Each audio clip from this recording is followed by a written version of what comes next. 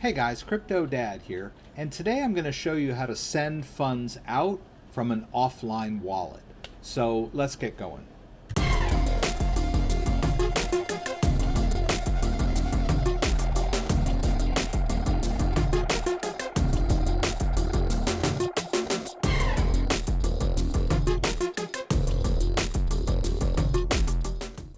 Okay, so you may have an offline wallet that you generated on myetherwallet.com, and you've got some funds stored in there safely and securely. It may be a paper wallet. It may be that you've just saved the private key somewhere safe, and you've got the public key that you can use to send more funds to it and view your balance, but you'd like to send some funds out of it, and you don't want to expose your private key to the internet. So I'm going to show you the method for handling this offline, a safe and secure way to withdraw funds from an offline wallet and move them somewhere else. Now you might be moving them to a cryptocurrency exchange, or you might be putting them in a different wallet. In today's case, I'm going to show you how to move it to the Ledger Nano S. So let's get going. Okay, so it's a pretty straightforward procedure, but there is some preparation work that needs to be done before we go offline. So there are some things that we need to gather up. So the first thing that I'm going to gather up is the address that I want to send to. This could be your cryptocurrency exchange address, and it could be your Ledger Nano S address. So I'm going to show you how I get the address from my Ledger Nano S. So here's my trusty Ledger Nano S. I'm going to take it out of the box, and I'm going to connect it to my computer. Okay, and we just need to enter the PIN. Okay, and when we enter the PIN, we're going to want to go over to the Ethereum app on the Ledger, and go to Ethereum, hit both buttons, and now before I open the wallet, I just want to point out that if you're in the Ethereum app, you should check your settings and make sure that browser support is at a no. You don't want the browser, you don't need browser support, or browser support should not be enabled when we're using the Ledger Nano wallet. Okay, so just make sure it says no. And then once we do that, we're going to launch Chrome.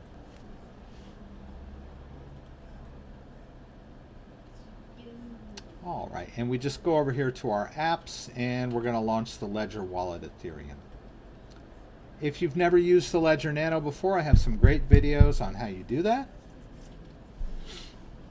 Won't go too far into it today. We hit Ethereum, and it should open up our wallet.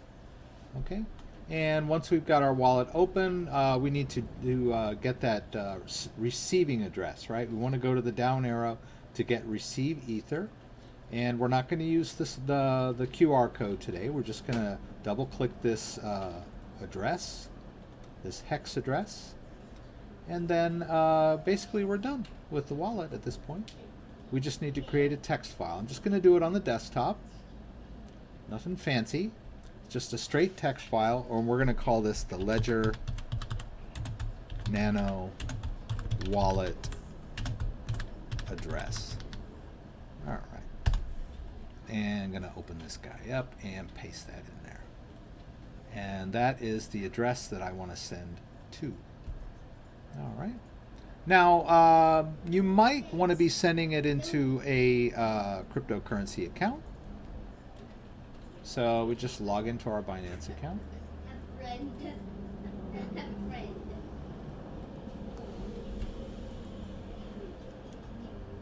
And it wants my Google Authenticator code. There we go! He's hello for it. We'll click submit. Oh, All right. So we're going to be sending ETH, so we'll just go over here to balances, and okay, here's our Ethereum wallet. We're going to be making a deposit because we're moving funds from our offline storage into our trading account so that maybe we could sell. or whatever we want to do, and we generate this ETH deposit address. Okay, I'm just going to click copy, right? Now I'll just right click again on the desktop. Whoops. I'll just right click again on the desktop and choose new text document. And this one will be our Binance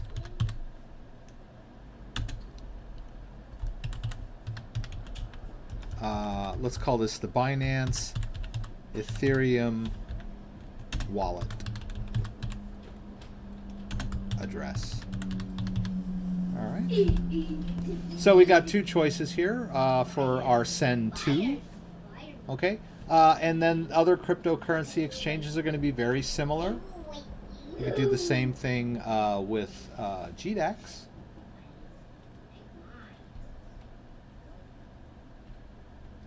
Let's say we want to move it to our GDAX account. We would go over here to Ethereum and choose deposit from an Ethereum address, and that's our deposit address. So let's do another one here.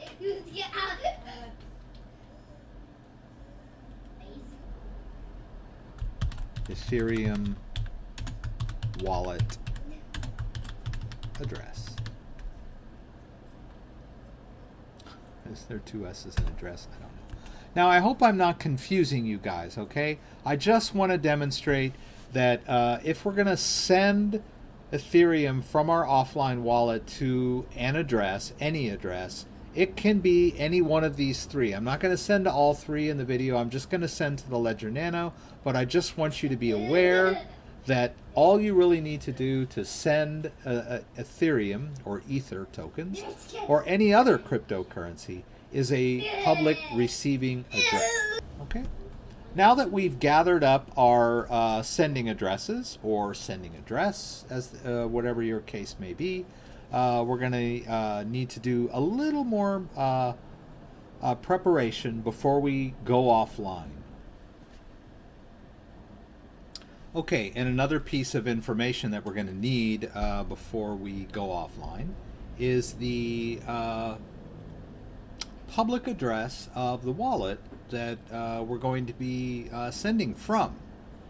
Now, I'm assuming that you have this one laying around too, because if you do have some coins stored offline in a paper wallet, or you've got your private key safe somewhere safe, you do want that public address, because you'll be using that public address if you want to send more coins to your cold storage wallet or your offline storage wallet. And you'll also want that public address to check your balance, which I'm sure a lot of people do quite often. So this is it right here, my offline wallet public address. So I'm just going to open it up, and we're going to use this real quick to just confirm that we do have some ETH in there. Okay, so we can use Etherscan.io. It's the blockchain explorer for the Ethereum network. Let's paste that guy in here. Click go. And sure enough, we got some balance in there. It's not a lot, but it's enough for today's purposes. So we've got 0.04180366 ETH, which is approximately $43.31 worth of Ethereum on today.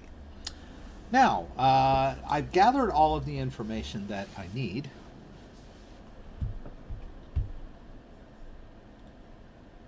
So I've gathered all of the information that I need to do this transaction. So now that I've got this address here, this public address, I also need to gather a little information from the My Ether wallet. So we're going to go to the send offline, and we're going to use the from address here, which is the address that I'm sending from. This is where I have my my funds that are stored offline. That is the public address, not the private key. I'm going to hit this little button. You need to be online for this. Okay, so that's why I'm doing this now before we go offline. Hit this generate, and it's giving us this gas price and the nonce. Okay, we're going to need that when we do the transaction. you'll notice here that it actually filled these in for us. Okay, so if you're going to an offline machine, you'll just want to make note of these. And if you're just going to take this particular machine offline, you can just kind of leave the website up. But I think it would probably, you'd probably do better just to save these. So I'm going to take this gas price. The nonce is 0, I can remember that. And over here in the public address, I'm just going to put the GWEI. And that's it right there, actually. And I can always just put this nonce here too. This is public information, so there's no problem with exposing it online. So gas price is 41 GWEI, which in this case is WEI. It's I'm not sure what the G is, but anyway, this is what we're going to be putting in. And it looks like the gas limit here is going to be 2100, so we might want to make note of that as well.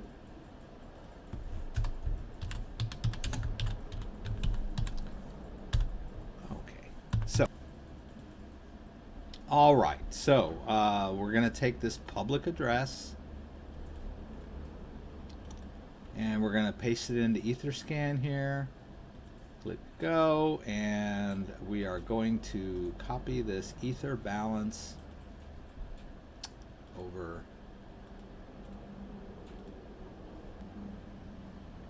Okay, so now we know exactly how much ETH we have in there, and we're probably going to need to leave some aside for the transaction fee. So that's why I'm making note of this, so that I leave some left over for the transaction fee. I'm probably gonna, in this case, send the bulk of it. I'll probably do a 0.039. Yeah. Okay. Anyway, so I need to know how much is in the wallet, so that when I'm offline, I'll know what I'm doing. I won't be bumbling around in the dark. Okay, so if we want to do this offline, there is a guide that's available on the My Ether Wallet website. We just go over here to Help, and we're going to go down here to Offline, and there's a little guide here, how to run My Ether Wallet offline and locally, which is what we're going to do here. They have a link here that's going to link us over to the GitHub site, where they have the latest version of this website. It's going to be downloaded as a zip file and then expanded, and then we'll put it on an online computer or a computer that's disconnected from the internet. So the first thing we need to do is get a hold of this guy. So I'm going to click this link here. I'm going to open it up. So there it is on the GitHub site for My Ether Wallet. This is the latest version. They also mention that you might want to do this periodically to make sure that you have the latest version. So as of today, which is January 26, 2018, this is the latest version. And I'm going to... Okay, you'll notice in this first method that I'm simply saving the zip file locally on my computer, which is a perfectly valid and easy way to do this. But I've also included another method where I'm saving the file on an encrypted flash drive, which we'll use later. It's not completely necessary, so I want to give you this easy way first.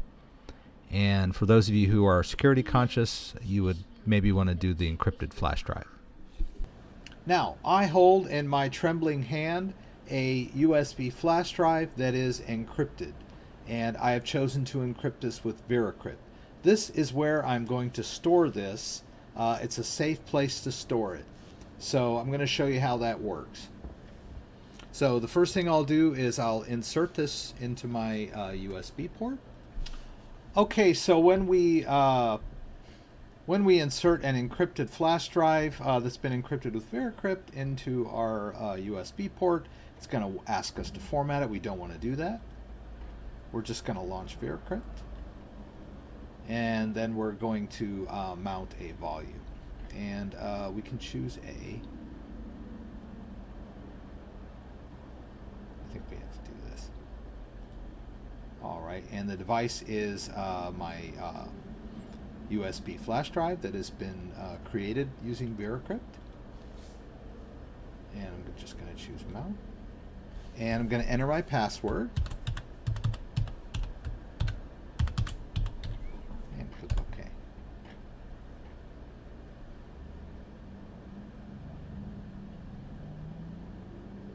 Okay, and so that guy is now mounted on drive A. Take a look at that.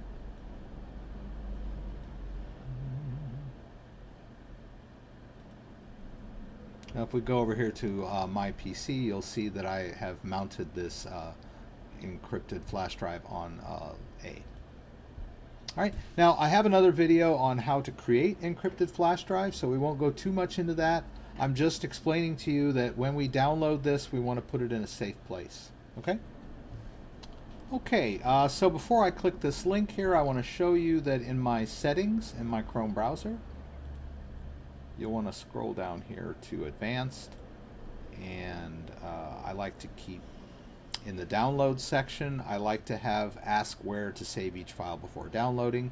It allows you to pick and choose where you want to save things, because by default it's just going to drop it into your downloads folder, and we want to put it in our own location. So we just turn that guy on and we're good to go. So I'm going to click this link here. Alright, and I want to save it on drive A, the drive that we just mounted. We're just going to click save. And there we go. Now you'll notice also that they have some checksums down here. Checksums are used for verifying the integrity of our download. And we're being safe and super secure here, so let's go through that. It only takes a minute. I'll put a link in the description on where you get this software. And I have some other great videos on how this whole process works, but I'm just going to show you how quick and easy it is. Okay, so here's the SHA-SUM for the file that we just downloaded, the Ether wallet zip. I'm going to copy that into my clipboard. I'm going to launch my SHA-SUM checker software. I'm going to browse over to the file that I just downloaded on the A drive. I'm going to click that guy, open him up, and it generates some SHAs here. You'll see here on SHA-256 that we've got this E8E that looks very similar to this guy, but we have it in our clipboard, so we're going to paste it in here and click verify, and it says the SHA-256 hash matched. Okay? Now I'm not trying to impress you with this, I'm just trying to show you the preferred way to verify your downloads. So now that we have this information here, we'll save it. Now we would, if we were moving it to an online computer, we would probably want to save this, either print it or save it on a flash drive. It doesn't need to be an encrypted flash drive because it's public, but you could put it on your encrypted flash drive, but some people might want to keep that encrypted flash drive off of the internet computer as much as possible. You know, can't be too careful these days. But anyway, we're going to need that information when we go offline, so you just need to make note of it before we move on to our next step. Right, so now the next step, what happened here? Oh, okay, this kind of scared me. Okay, so the next step is to go offline, and there's a couple of ways to do that. I think we've talked about this already. You might want to use an air-gapped computer or a computer that is offline permanently, that never connects to the internet, but not everybody has an extra computer laying around the house that they can only use for one purpose, to sign transactions. So I'm gonna just take this computer offline when I do this, so it's entirely up to you, but the main thing is we want to generate this transaction when we're offline, when we're not on the internet. So in today's case, I'm just going to take this computer offline. All right, so we can just leave all of these addresses and that public information there on my desktop. I'm going to need it. So I'm going to need that, and if I were moving it to a different computer, I would copy that information along on that flash drive. All right, so I'm just going to close my browser here, and I'm going to take this computer offline. And the way that we do that is we just click the network icon here. Open Network and Internet Settings. I'm going to scroll down here to Network and Sharing Center. I'm going to change adapter settings, and I'm just going to disable this Ethernet adapter. Now, most people will probably only have one Ethernet port on the back of their desktop computer. I happen to have two, so I'm going to disable both of them. And as you can see, my network control panel tells me that I'm not connected to any networks. You might want to be aware if you're on a laptop, if you have a cable plugged into the laptop and you disconnect it, it might just default over to the Wi-Fi connection. You're going to want to disconnect from your Wi-Fi connection as well so that you can be completely separated from the internet. Okay, so now that we've done that, I'm going to take my little trusty encrypted flash drive, and I'm going to access the information that's on that.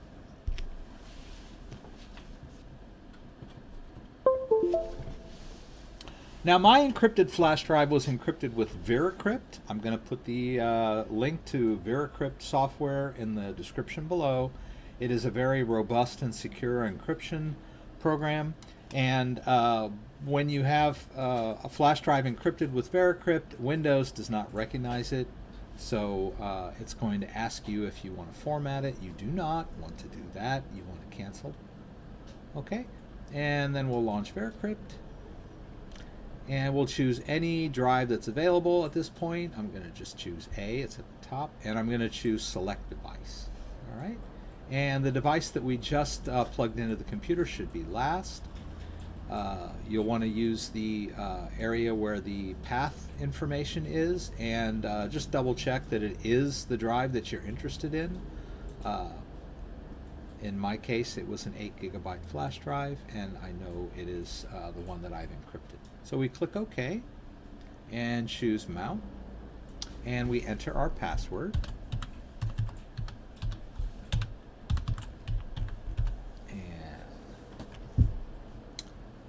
Is going to mount up here momentarily.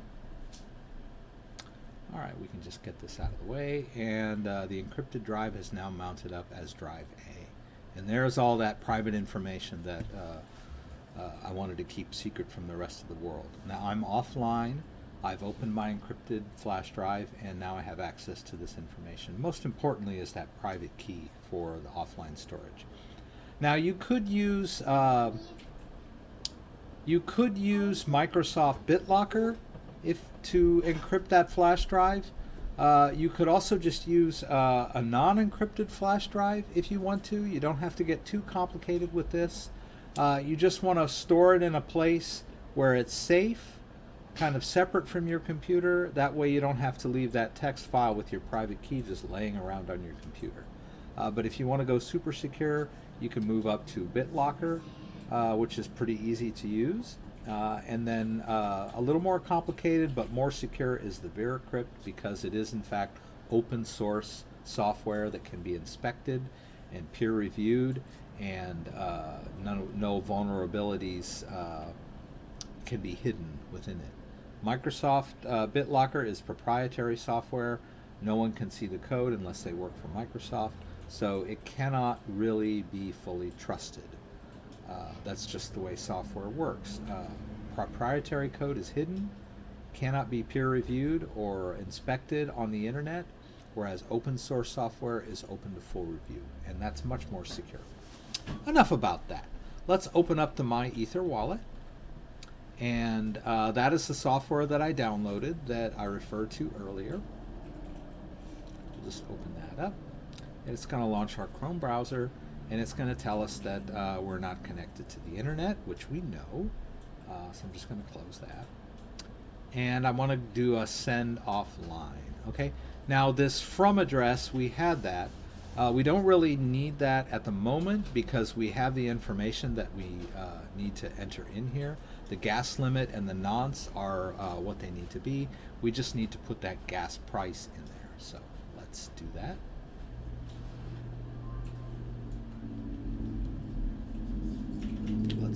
this offline wallet. And there's our GWE. All right, and then we go back over here. We're going to put that in here. Okay. Now, you could also make this higher if you want to make sure that this transaction goes through. I might tick it a little bit higher. I'd say maybe, see up here, there's 75. I'm going to do 75 just to be on the safe side. All right, I want to make sure this transaction goes through quickly for demonstration purposes. You might want to leave it at 41. I believe that's the default, and it will eventually get to its destination, but it might take a while longer. It won't be as high a priority for the miners. All right, so now there's a few other things that we need. I don't believe we need data. Yeah, data's optional. We need our to address. So in this case, I'm going to use the Ledger Nano wallet address. And that's it right there. Let's close these others to me. The Ledger Nano wallet address. Open, please. Okay. The Ledger Nano wallet address right here. Now, at this step, if you wanted to send it to Binance, you would use your Binance sending address. If you wanted to send it to GDAX, you would use your GDAX sending address. They're all the same format. They're just an Ethereum address on the Ethereum blockchain, a public address. So in this case today, I'm going to do the Ledger Nano, but you might want to do one of these others, whatever serves your need. So I wanted to demonstrate. Now that we've got that, we're going to click and paste here. And also what I can show you too is my to address is, actually I can't show it to you, but what I can show you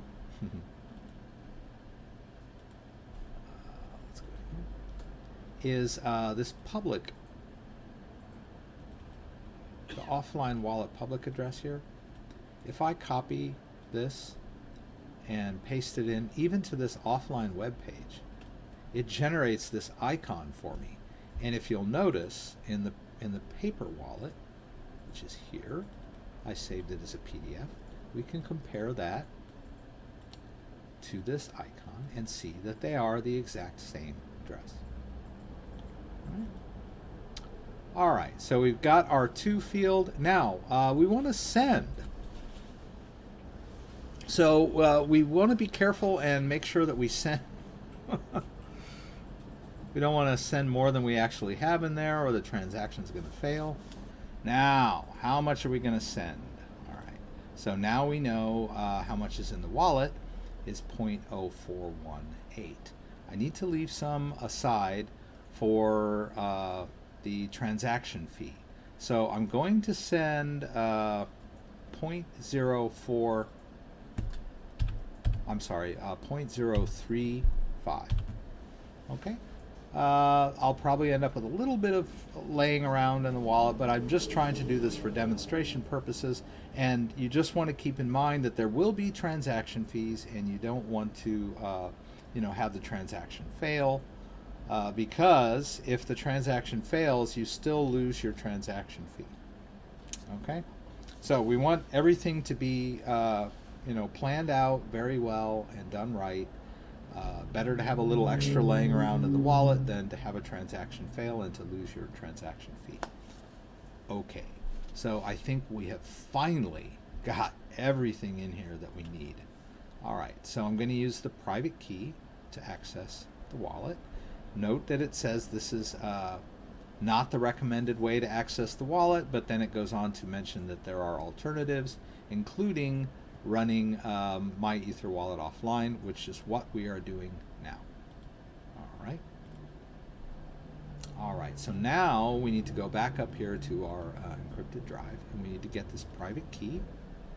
And mind you, I am revealing this private key because by the time you see this video, there won't be anything left in it. So don't shame me because I'm revealing my private key and telling me that I'm setting a bad example. I am just demonstrating for you guys. Okay, let's go back here. paste in that private key. All right, and then we hit unlock and generate transaction. Okay, this is what we're after right here, this signed transaction. You'll notice that it put it down here in this window. The idea being that once we take this computer back online, we can use that send transaction to send. But I'm just going to copy it. All right. So we've generated the transaction. We have it ready to go. In fact, I think what I'm going to do is I will put it here just to be on the safe side. I'll just call it signed transaction. And I'll paste it in there so I don't lose it. Oh my God. Okay. Lord. All right, so I'm going to save this. All right, and let's go back online, guys. First we're going to eject this drive. We're going to choose dismount. Okay. What? It's telling us that the files are being used. Ah, yes, they are being used. All right, let's close this guy out. All right, let's now we can dismount all. There we go. We can exit. All right. So now we've got all our private key is safe on this encrypted hard drive, and now we can go back online.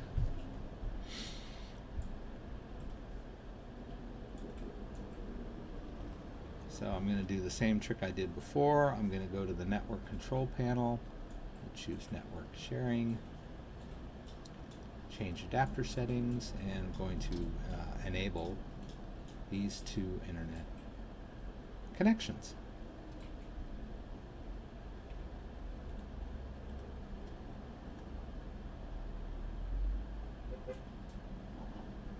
Okay, now that we're back online, we're going to go back to my Ether wallet and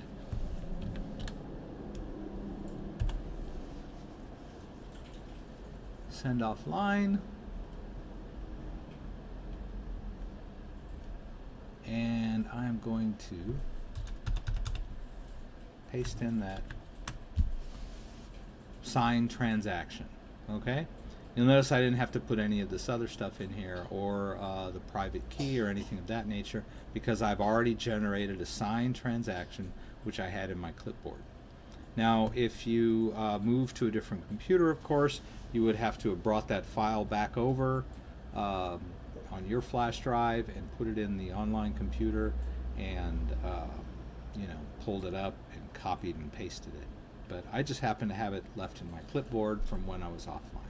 So I'm going to click Send Transaction.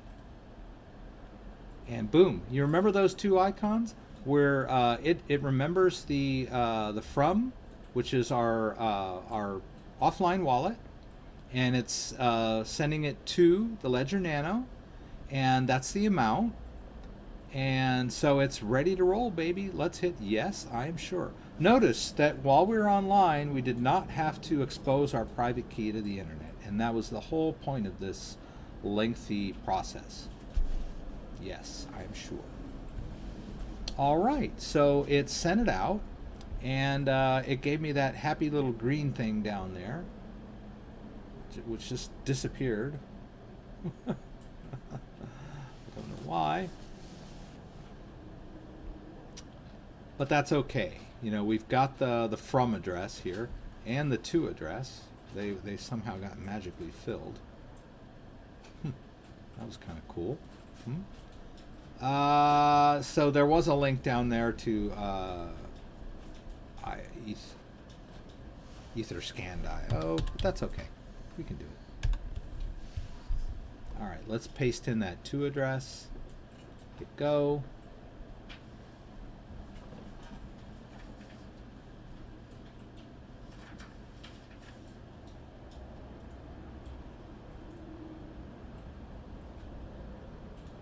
Ah, okay. Yeah, it shows the whole transaction history for my Ledger Nano, which is this guy here. So let's look at this transaction ID hash here. All right. So it said it was successful.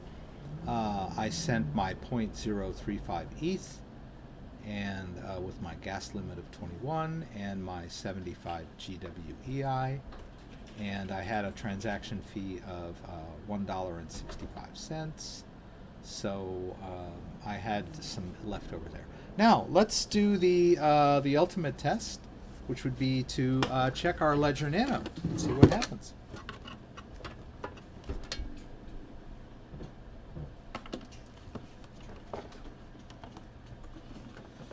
Hey, kiddo. Our crypto daughter is here. Hi. You're not in shot, kiddo. There you are. Crypto daughter is here to oversee the last leg of our journey. The double check. Show us what we call this thing. Hi. Okay. So we connect our ledger as this, and we plug it into the computer.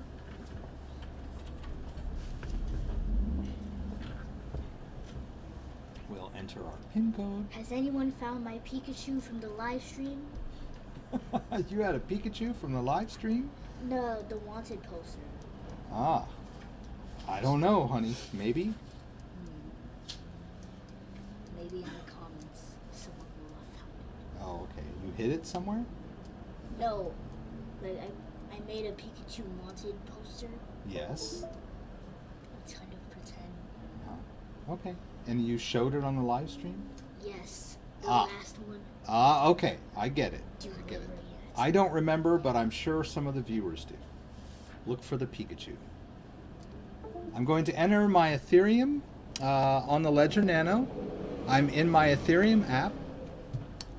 And let's go to our apps, our Ledger Wallet Ethereum. We'll go to Ethereum.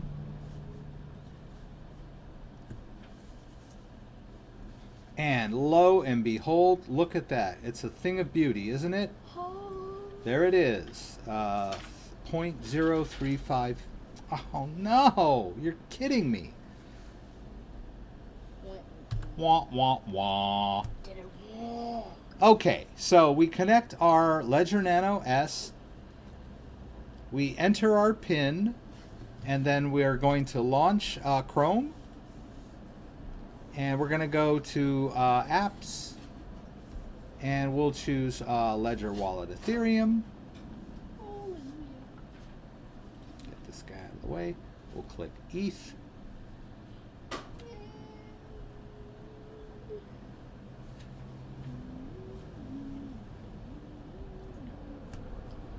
Okay, there we go. Hey, and there we are. It's a thing of beauty, isn't it? There's our 0.035 ETH. We successfully transferred it with an offline transaction without once exposing our private key to the internet. Ethereum plus 0. I'm rich. Yeah, that's an old one.